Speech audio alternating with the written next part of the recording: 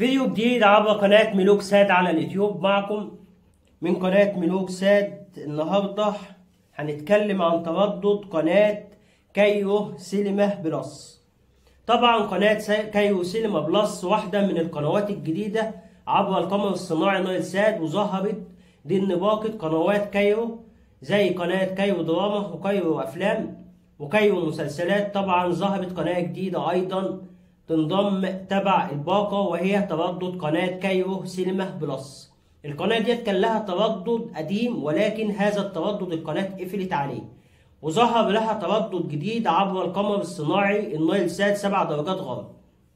طبعا هنتكلم النهارده عن تردد قناة كايرو سينما بلس، التردد الجديد للقناة. ايه هو التردد الجديد لقناة كايرو سينما بلس؟ القناة ظهرت على تردد 11679. نكتب التردد بشكل صحيح علشان نقدر نشاهد ونستقبل التردد الخاص بقناة كايرو سينما بلس. تردد القناة هيكون 11679 مع معدل ترميز 27500، والاستقطاب هيكون حرف الفي عمودي، ونركز في كلمة اتش وفي. هنبدأ نختار في ونبدأ نعمل عملية بحث.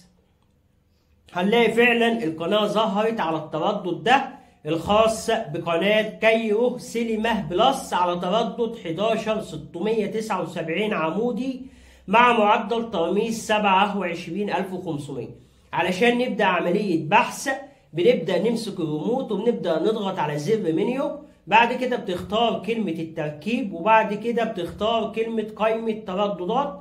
بيبدأ يظهر في الريموت من فوق كده، عندك في الريموت لون أزرق، زرار لونه أزرق، بتبدأ تضغط عليه. أول حاجة بتضغط على الأحمر اللي هو الإضافة. طبعا أنت عندك على الشاشة بيكون مكتوب لك للإضافة اضغط زرار أحمر، تبدأ تدوس أحمر وتبدأ تكتب التردد الخاص بقناة كايرو سينما بلس. التردد كام؟ 11679 عمودي مع معدل ترميز 27500.